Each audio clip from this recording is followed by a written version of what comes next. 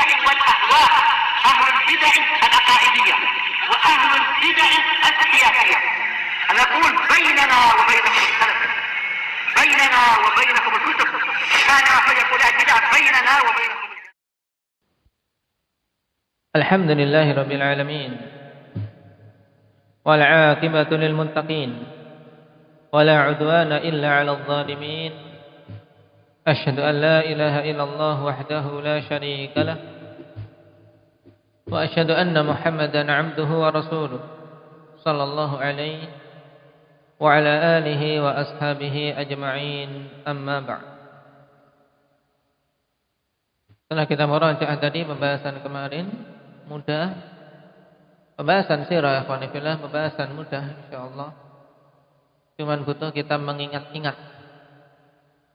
Dan yang lebih penting dari itu adalah mengambil ibrah. Nah, karena mengambil ibrah dari kisah orang yang paling terbaik, yaitu Rasulullah sallallahu alaihi wasallam. Kemudian mengikut beliau yang paling terbaik, yaitu para sahabat radhiyallahu alaihim, padanya faedah yang besar. Kita masuk pada poin yang ke-444. Masmul gharil ladzi ikhtaba'a fihi an-nabiy sallallahu alaihi wasallam wa sahibuhu fil hijrah. Apa artinya? Indah Ridwan. Baik, apa nama gua yang Nabi sallallahu alaihi wasallam dan sahabatnya bersembunyi di dalamnya ketika hijrah?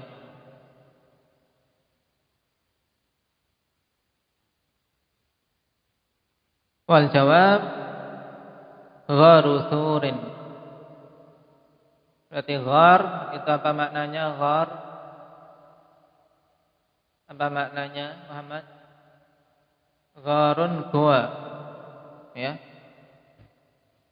Berarti di sini gua Tur. Wa dalilu hadits Aisyah radhiyallahu anha qalat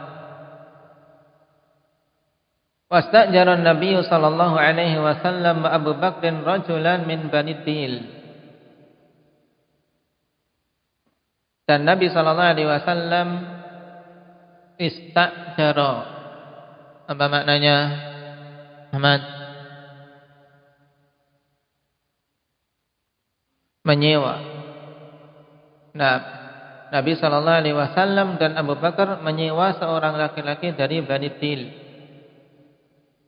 Tsumma min Bani Abd ibn Adi. Ya rahmatullah. Kemudian dari Bani Abd bin Adi hadiyan khirritan, yaitu seorang penunjuk jalan yang mahir. Nah, Abd bin Adi, orang ini dari Bani Dil, kemudian dari Bani Abd bin Adi.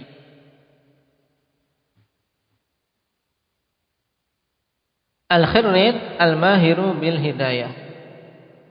Istilah khirrit yaitu seorang yang mahir, punya keahlian untuk memberi petunjuk.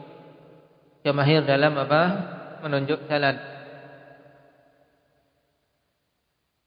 Qad ghamasa yamina hilfin fi alil As ibn Wa'il wa huwa ala dini kuffari Quraisy. Nah, dan dia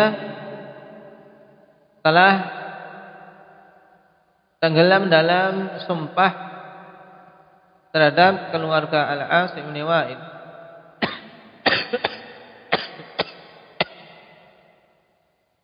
Dan kalangan Arab dulu, ikhwan, dari sisi ini ada sisi yang terpuji pada mereka, yaitu di mana mereka orang-orang yang memang terhadap sumpah, terhadap janji betul-betul apa? Betul-betul menjaga.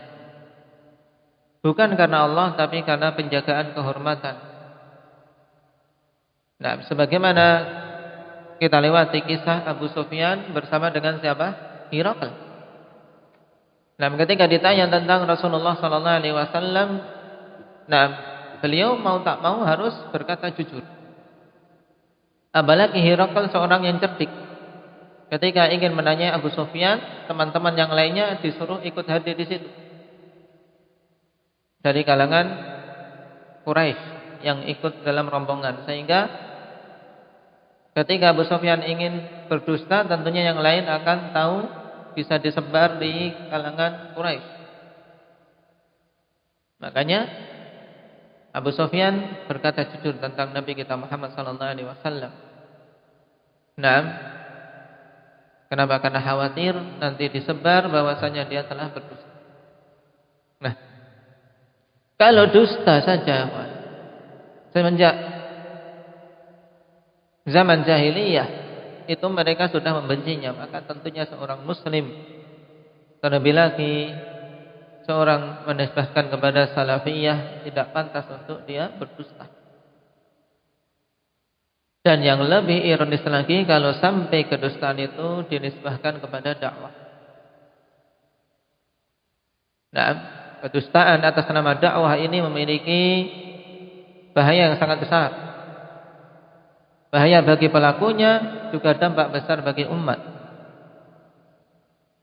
Nah, karena itulah ikhwani fillah, kalau seorang sudah mendapati suatu dai atau suatu kelompok mereka berdusta atas nama dakwahnya, nah berdusta atas nama agama ini, maka ini sudah tidak benar.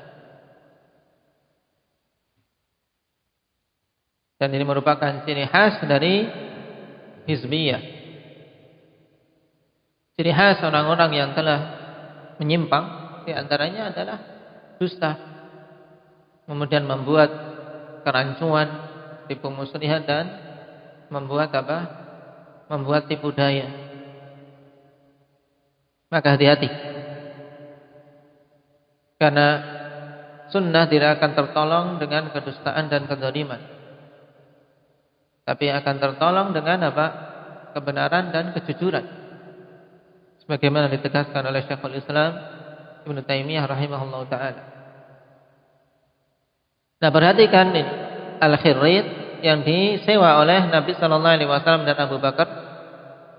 Saat itu wa huwa ala dini kuffari Quraisy, dalam keadaan dia saat itu berada di atas agama kuffar Quraisy. Fa aminahu wa dafa'a ilaihi rahilataihima. Maka keduanya menyerahkan amanah kepada Khirrit tersebut, yang namanya siapa? Telah kita lewati dalam pembahasan sebelumnya. Talha, siapa namanya? Naam. Abdullah ibni Uraikid.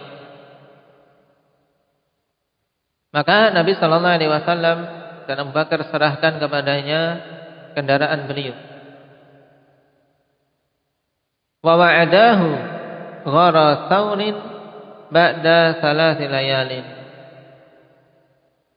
Dan keduanya membuat perjanjian untuk bertemu di Gua Thur setelah 3 hari. Berarti apa? Setelah 3 hari baru datang ke Gua Thur. Fa'atahuma birahilataihima sabihata layali thalath. Maka dia pun datang kepada Abu Bakar dan Rasulullah sallallahu alaihi wasallam dengan kedua kendaraan mereka di pagi hari malam ketiga. Faratahala wa antalaqa ma'ahuma Amir ibn Fuhairah.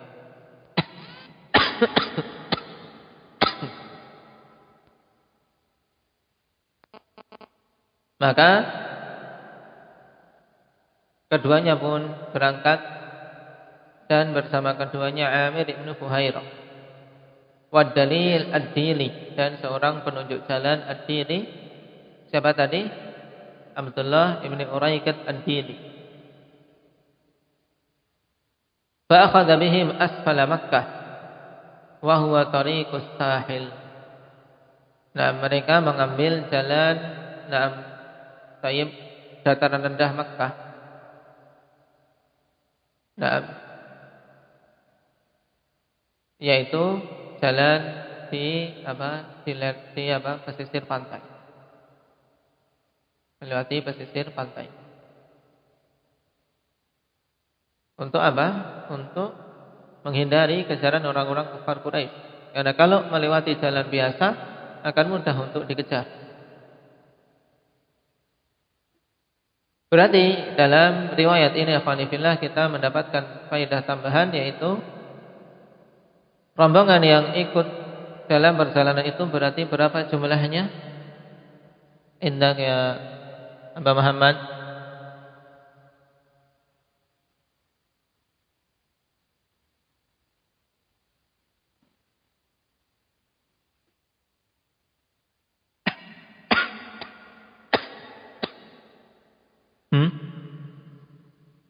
Jumlahnya 4. Rasulullah sallallahu alaihi wasallam, Abu Bakar, kemudian Amir ibn Fuhairah, dan siapa?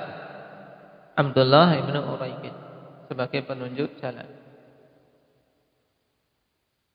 Baik, hadis rawahul Bukhari. Pembahasan berikutnya masih hubungan dengan kisah hijrah. Masmuna qatin Nabi sallallahu alaihi wasallam allati hajara 'alaiha. Apa nama unta Nabi sallallahu alaihi wasallam yang beliau berhijrah di atasnya?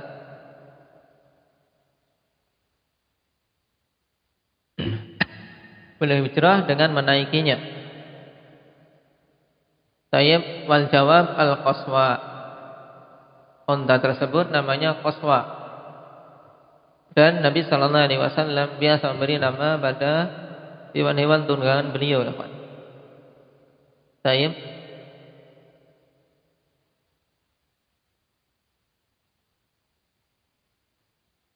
Padalilu ma bawwaba alaihi al-Imam al-Bukhari babu naqatin Nabi sallallahu alaihi wasallam.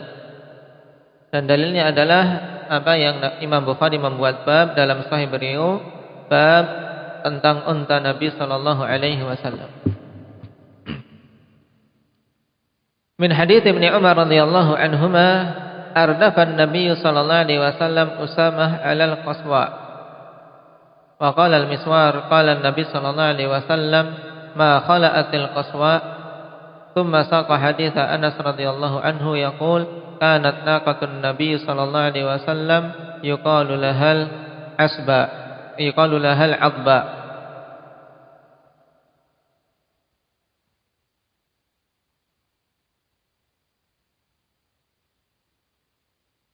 Yaitu hadis dari Ibnu Umar radhiyallahu anhuma, di mana beliau mengatakan Nabi sallallahu alaihi wasallam ardafa. Apa makna ardafa? Hendak Rifki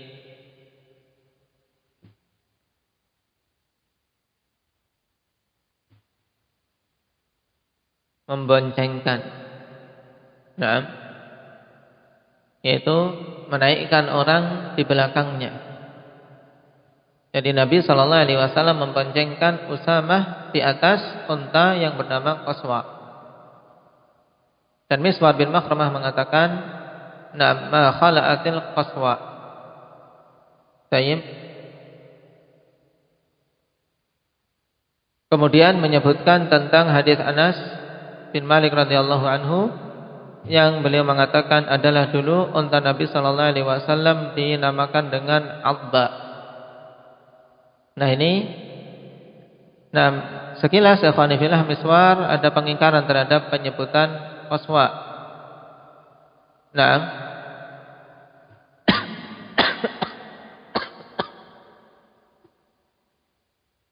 atau qala al-Miswar qala Nabi sallallahu alaihi wasallam ma khala'atil Qaswa. Kemudian Imam Bukhari di sini, Imam Bukhari menyebutkan hadis yang lain dari Anas bin Malik yang di situ ada apa? Perkataan Anas adalah unta Nabi sallallahu alaihi wasallam dinamakan dengan Adba. Al-Hafidz Ibnu Hajar mengatakan dalam Fathul Bari, kada afradan naqata fi tarjamah isyaratan ila anna al-adba wal qaswa wahidah. Nah, demikian Imam Bukhari menyebutkan kata naqah dengan bentuk mufrad. Nah, dalam judul isyarat bahwasanya adba dan qaswa itu adalah satu unta. Nah, satu unta kadang disebut qaswa, kadang disebut adba. Nah, kemudian pertanyaan berikutnya, man huwa alladzi kana ma'an nabi sallallahu alaihi wasallam wa Abi Bakar yakhdumuhuma fil hijrah? Siapa orang yang dulu bersama Nabi sallallahu alaihi wasallam dan Abu Bakar yang dia melayani Rasulullah dan Abu Bakar ketika hijrah? Atau dengan ringkas, yaitu siapa orang yang ikut hijrah bersama Nabi sallallahu alaihi wasallam dan membantu beliau, melayani beliau bersama dengan Abu Bakar. Siapa jawabannya tadi? Amir ibn Fuhairah. Baik.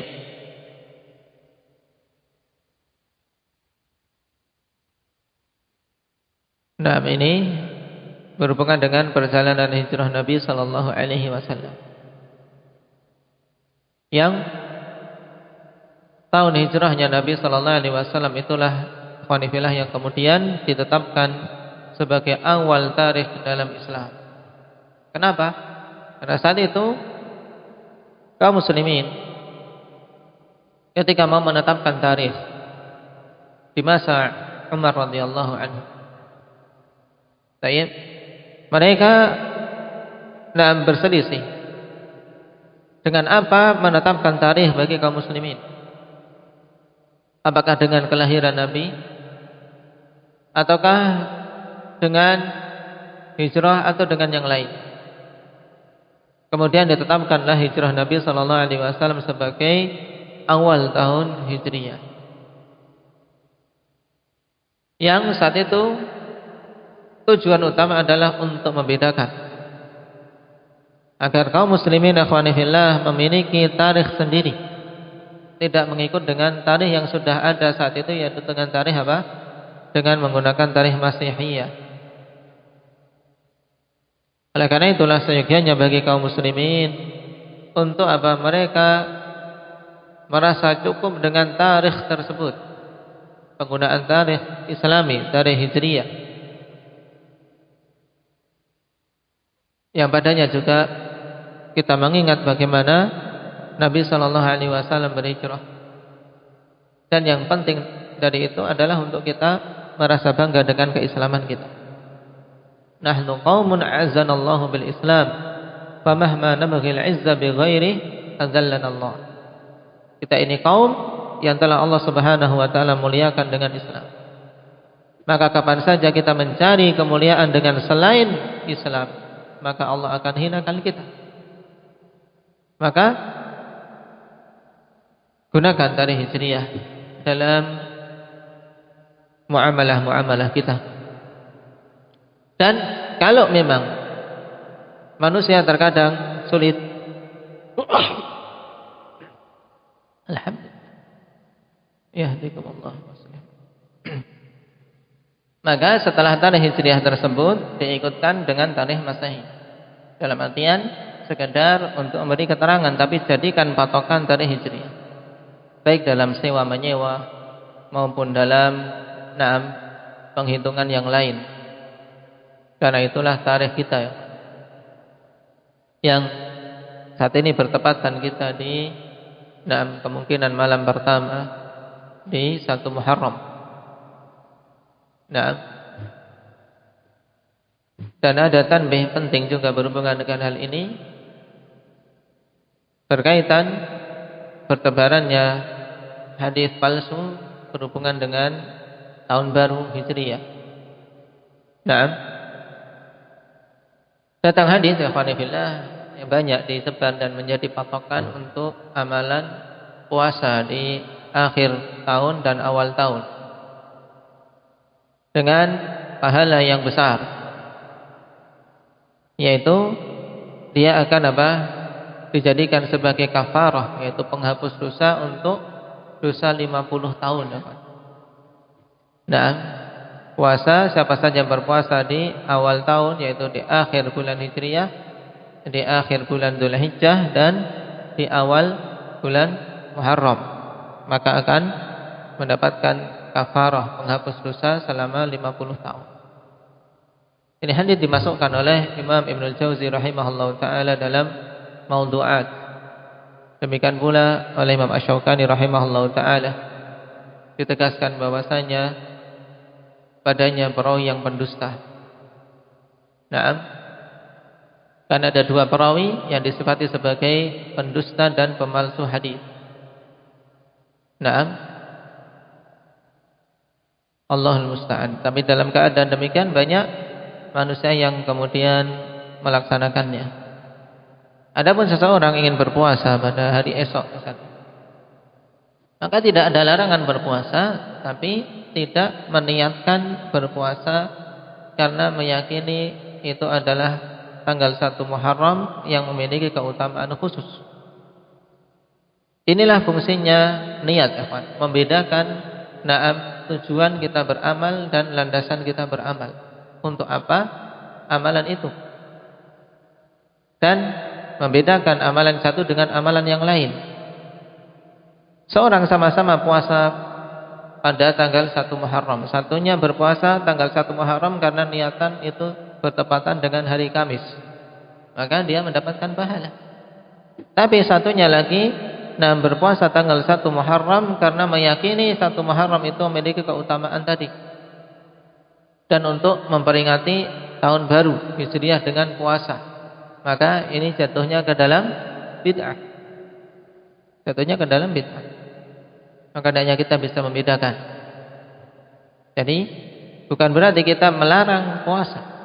Bahkan bulan Muharram termasuk bulan yang datang dorongan untuk kita memperbanyak puasa padanya.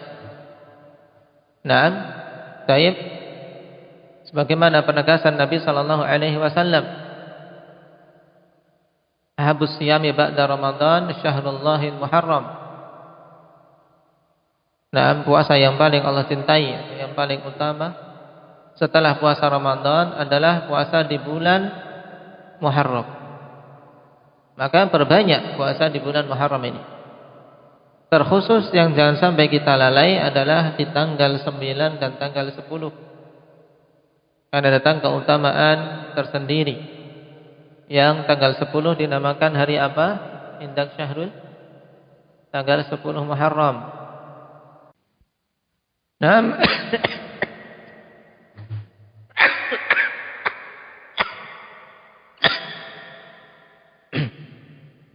hari Asyura. Baik. Nah, hari Asyura ini dulu wajib puasa atas kaum muslimin. Kemudian setelah datang kewajiban puasa Ramadan menjadi sunnah. Dan dikarenakan ahlul kitab juga berpuasa pada tanggal 10 itu, maka Nabi sallallahu alaihi wasallam bertekad untuk menyelisih mereka dengan bertekad di tahun yang akan datang untuk puasa tanggal 9. Yang dinamakan dengan Yaumut Tasu'a.